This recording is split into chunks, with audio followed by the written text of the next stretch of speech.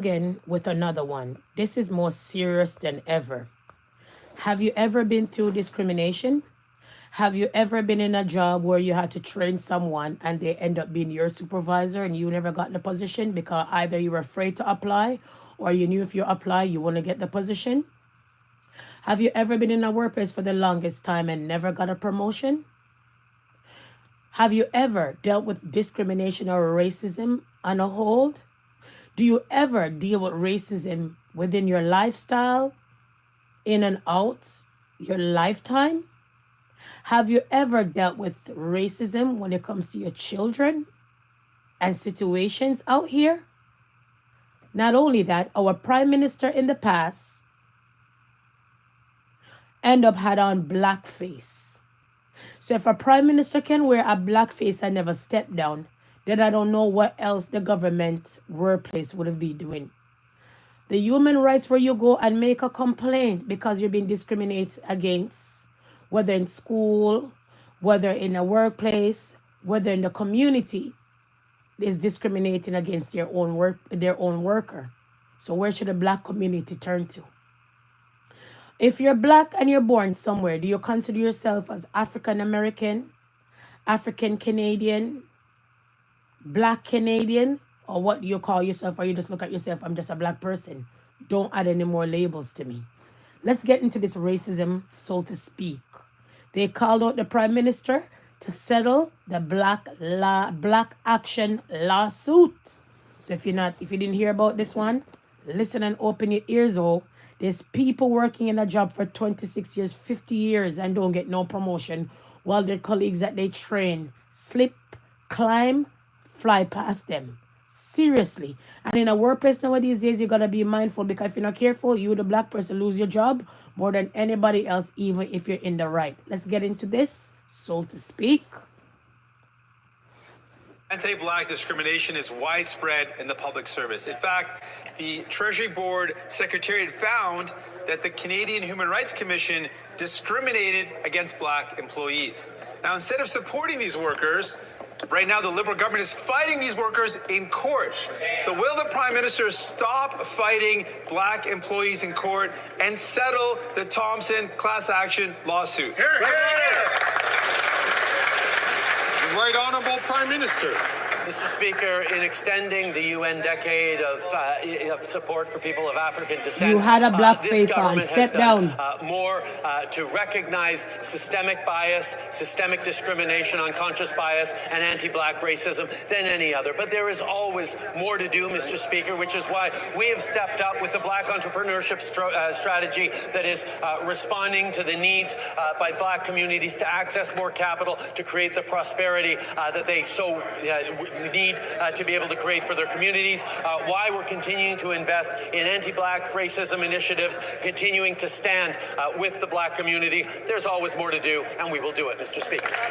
Let's move on to another thing, okay?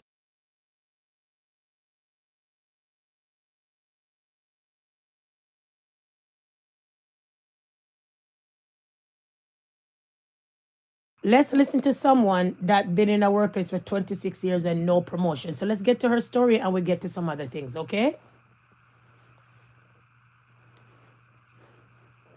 Never promoted. 26 years and I was never promoted. Because I was never promoted, it affected my pension terribly. I now can afford a cheap basement apartment. That's where I'm living right now. Wow. Can you imagine that, people? 26 years and I was never promoted. Never. Because I was never... Could you imagine that, people? 26 years and never promoted. Could you imagine? Let's get to the full detail of the story, okay? Let's get to the full detail of the story. For the last 4 years, the government of Canada has spent millions of your taxpayers' dollars fighting black workers in court. They stood in this courtroom for the last 13 days and admitted that systemic and anti-black racism exists. And yet, they argue that the court is not the place to address it. They say that workers should have turned to the Federal Labor Board and the Canadian Human Rights Commission. The very same commission that their own federal reports found was rife with discrimination, both against its workers and against the Canadian public they have a mandate to protect. We are demanding justice for 45,000 Black public sector workers of the 45,000, you know, past and the people. present. People. Could you imagine 45,000 Black people out here working in government jobs, no promotion, discrimination? If they talk, they're fired. And on top of it, when the government did their investigation and found out there's discrimination, they're still fighting them in court. Could you imagine that? Could you imagine that? So let's get to the full detail of the story, please and thanks.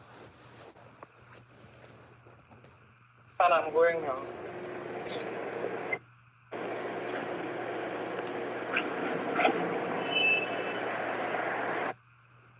Black executive community in the federal public service.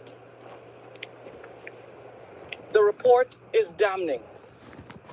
It speaks of threats, abuse, cruelty, subjugation, insubordination, and intimidation that for many has led to suicidal ideation within the federal public service at the highest levels of our country's governance system.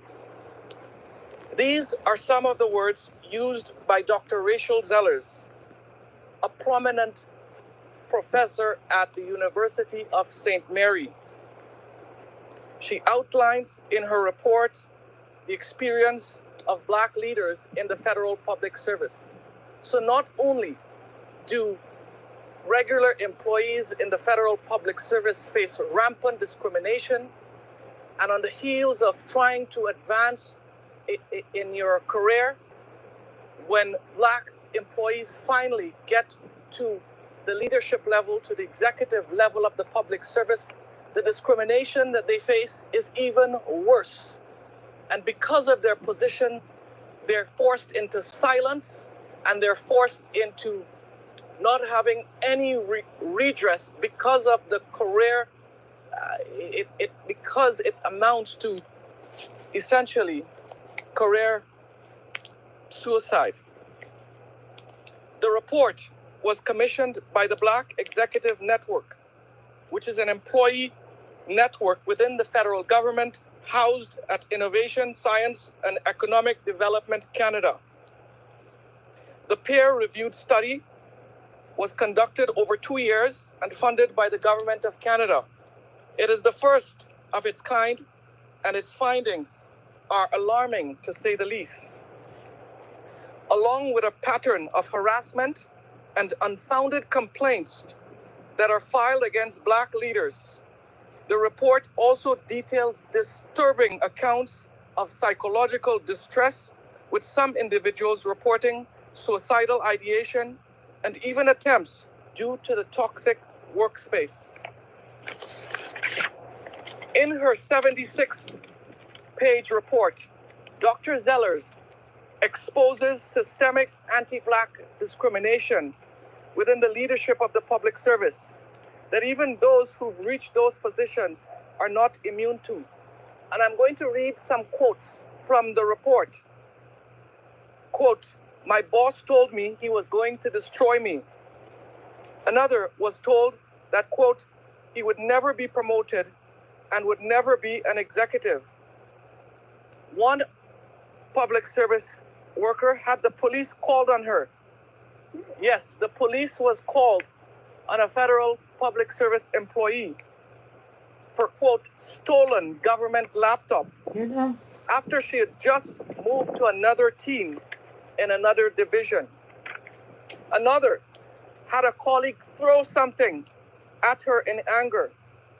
Both men and women reported being called the N-word I believe it. at some point in their career, with one executive sharing how a white colleague raised a chair at them I believe it. and threatened to beat, I want to get this correct, and threatened to, quote, beat the N-word out of them in front of others. no one said a word or even intervened. The report highlights that 62% of Black leaders reporting direct workplace harassment or intimidation or the threat of reputational harm from supervisors or senior leaders. 51% spoke at length about the ways they were explicitly denied career advancement opportunities. And nearly a third described being severely punished for mistakes in stark contrast to their white counterparts, and how their complaints and the investigation process was used as a tool for intimidation and harassment. Lengthy and intrusive investigations, largely determined to be unfounded. Black women frequently described careers where the goalposts for promotions kept changing. There were many accounts of positions being offered to white colleagues with less education and less experience. In some instances, Black employees would train people who would then become their managers. Black women report severe, uninterrupted, and repeated workplace harassment, so severe that led to chronic depression, the use of antidepressant medications, and of course, suicidal ideation. These findings, while disturbing, are not shocking. They echo what we've been hearing for years from the public service. Black executives are still significantly underrepresented in senior leadership across the federal public service. And to put that into perspective, the public service consists of approximately 300,000 workers from coast to coast in this country. And Black workers make up the largest racialized group with just over 11,000 workers. And Black executives or Black leaders make up just about 200 people within the public service.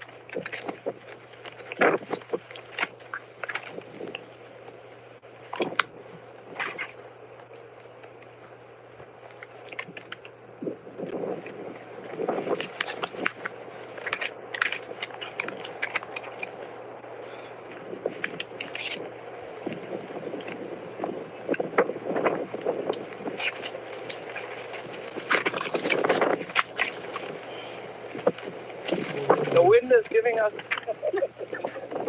is competing for our time.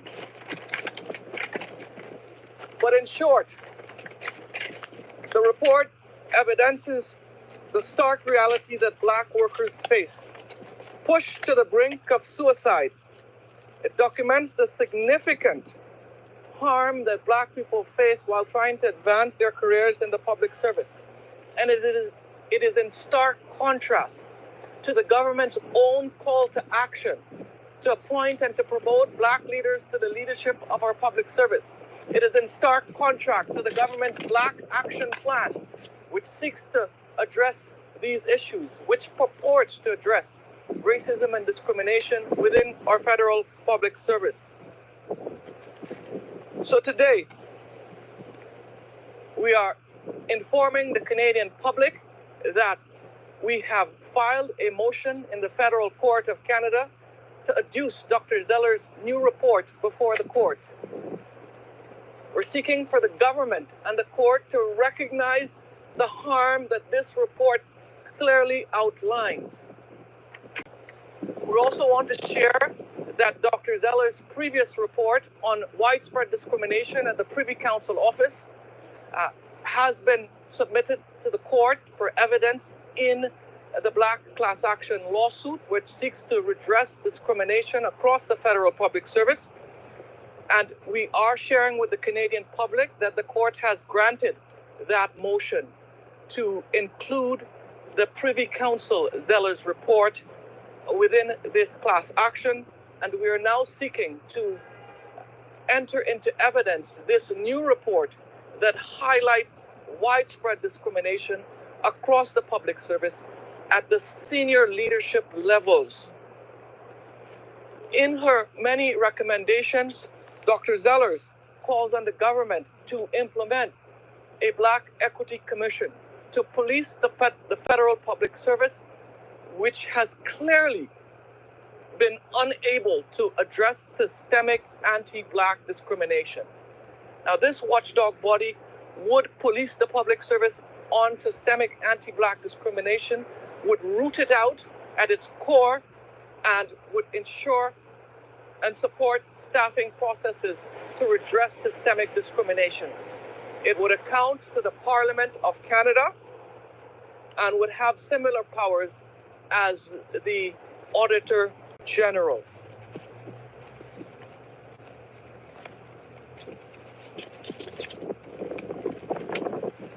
The evidence within the public domain, through many reports, countless government acknowledgement, demonstrates why there's a need for this class action, demonstrates why there's a need to redress decades of harm that Black workers have faced. The measures that the government has outlined has not been able to redress systemic discrimination.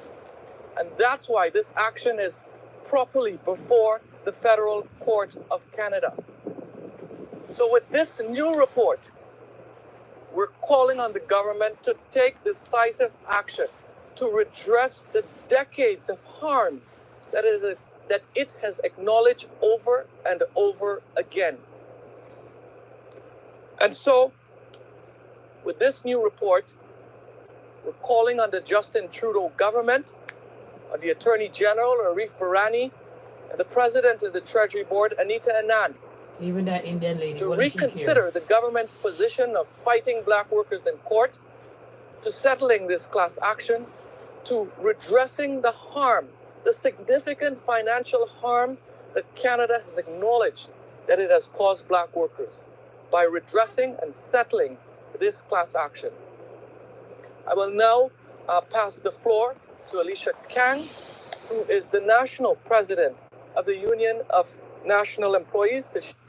But could you imagine that you live in a country where it's Black slaves, as no claim, build this country. On the back of slaves build this country. And not only that, everybody else come in this country and can get respect more than the Black community. And imagine there's 41,000 workers go through discrimination every time in these kind of workplace. Imagine. A few words. Also joining us today are union leaders from the Public Service Alliance of Canada, Craig Reynolds, who is the Regional Executive Vice President. Also joining us is the National President from the Professional Institute of the Public Service of Canada, Jennifer Carr. So I'll now pass the floor to Alicia Kang.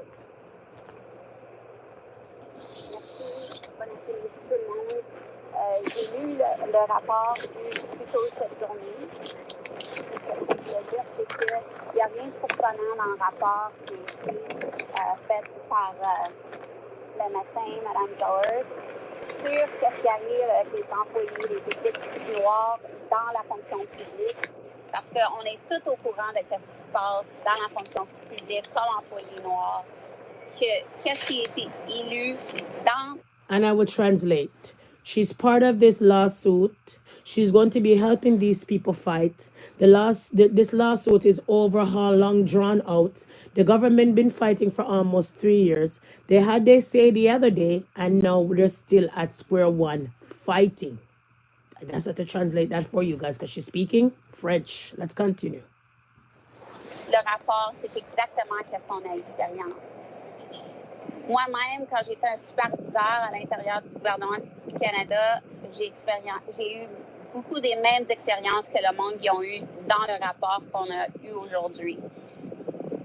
Qu'est-ce que je vous dis, c'est que le rapport est important à l'avancement aujourd'hui en cours de les expériences des Noirs dans la fonction publique. Et c'est important qu'on avance avec They had to come out public to make this announcement because the government been fighting them over years now for not giving them anything. For years now, Black employees been out here going through discrimination in workplaces. Not only that, the human rights tribunals, as she says, really cannot have faith. We cannot have faith in the Black and in the Human Rights Tribunal because Black employees from the human rights came out and said they're being discriminated against. And a lot of Black people that filed those Black applications down to human rights, they dismissed them without a cause. Let's continue. Un nouveau Canada. Parce que c'est pas, on veut pas se battre contre le Canada, on essaie de sauver le Canada. See?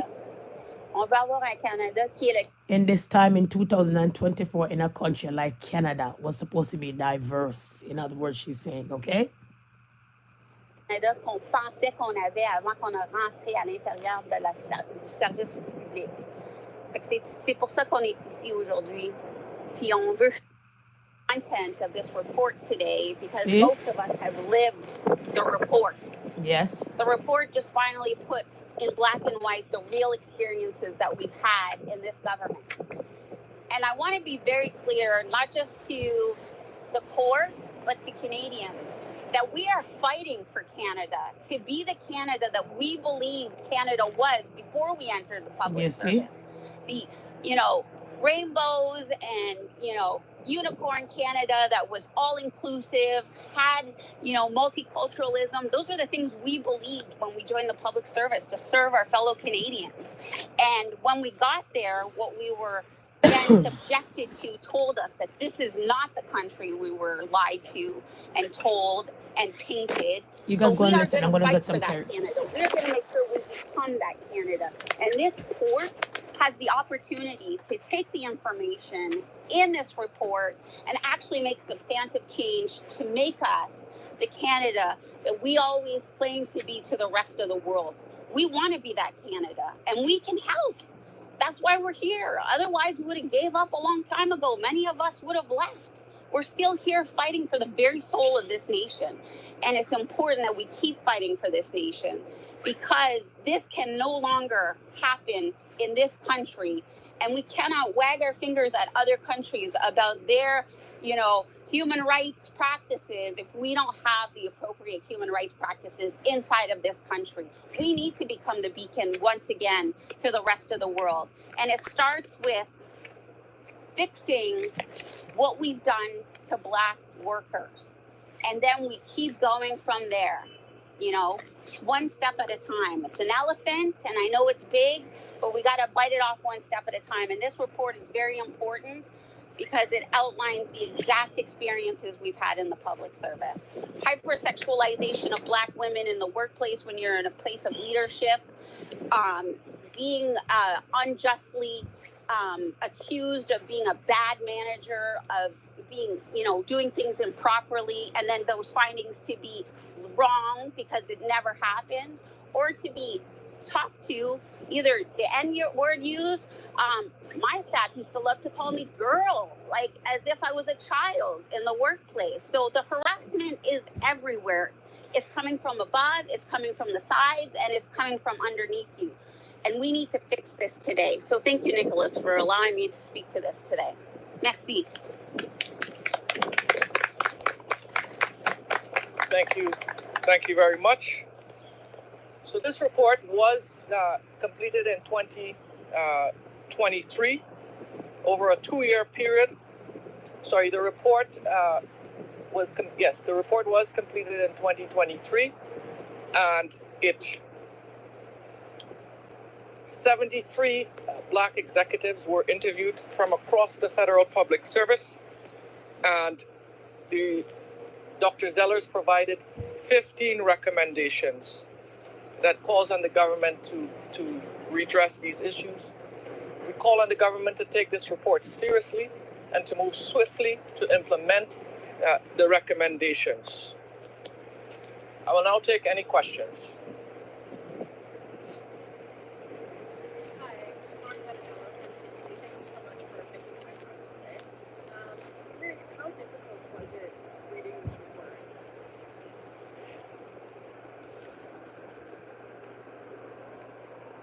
Reading this report was painful. It speaks to a story of many black workers. The challenge with it was that this report was perhaps one of the only forums for black workers to speak about their experience. Nice carrot At juice, that yeah. high level of government, there's silence.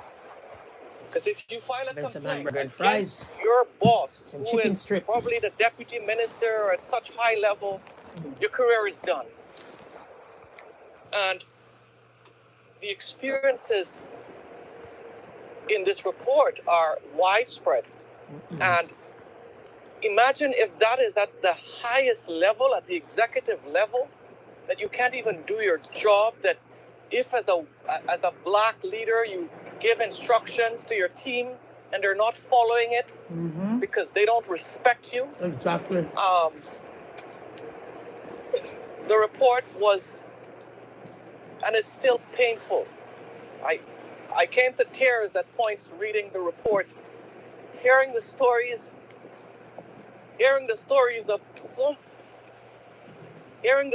of so many women who could be my mother, 41,000 black employees, people. who could be John my Boston. grandmother. Hearing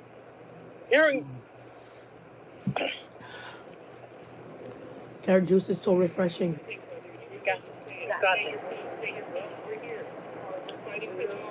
hearing their pain and suffering for so long, while so many look on and not. And when it comes to most of the problem people, a lot of these white folks, they don't really care. Not only that, remember Patricia Juggernaut that was at CP24? Been there 11 years, no promotion. They will never give her a job, no promotion. People come after her, get job full-time, never. And when she was doing other gigs out there, they said she can't do it because it's a problem when it comes to the workplace. But yet still she won her human rights situation, people. So there's so much people that go through discrimination, people. You'll be shocked. More time you're at work, you have on your name tag, you have on your ID what says what you're doing. And if you're not careful, people are still asking you some nonsense, bro. You'll be like, oh my. That's why more time when I'm at work, people, I hardly sit in the lunchroom. I go in my car to go sit and eat my lunch. Break time, all of these things, brother. I don't bother to sit down. Nope. I don't even leave my lunch bag anywhere because you can't even trust them. You see what I'm saying? But anyways, people, oh my. Let's continue. Do anything about it. That is the horrific experience of many black workers today.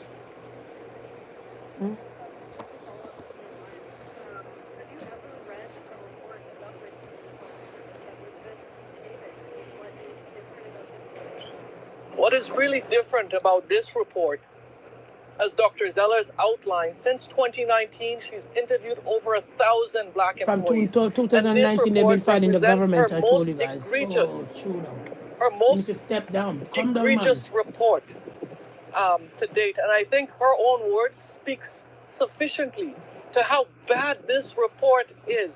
These aren't regular employees committing these offenses.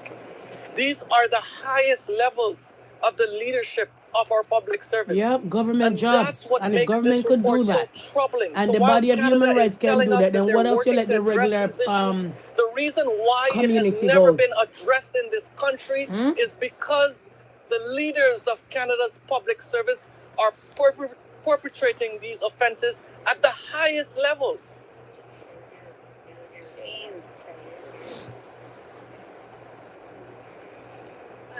This actually kind of touches on what you just said last. So I was able to get a statement from the Treasury Board of Canada, and in part that statement does read much of what has been said in court, that there are different avenues that the plaintiffs can take in order to, essentially treat this issue.